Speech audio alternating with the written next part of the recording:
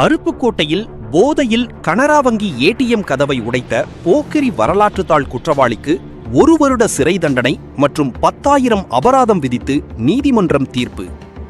விருதுநகர் மாவட்டம் அருப்புக்கோட்டையில் கடந்த 24 பிப்ரவரி 2022ஆம் தேதி இரவு போக்கிரி வரலாற்றுத்தாள் குற்றவாளி கலவரம் என்ற ராஜ்குமார் 35 என்பவர் மதுபோதையில் இருசக்கர வாகனத்தில் செல்லும்போது வடுகர்கோட்டையில் அமைந்துள்ள கனரா வங்கி ஏடிஎம் கதவை கல்லை கொண்டு எரிந்து சேதப்படுத்தியது சம்பந்தமாக கனரா வங்கி மேலாளர் கொடுத்த புகாரின் பேரில் அருப்புக்கோட்டை நகர்காவல் நிலையத்தில் வழக்கு பதிவு செய்து ராஜ்குமார் கைது செய்யப்பட்டு நீதிமன்ற காவலுக்கு உட்படுத்தப்பட்டார்.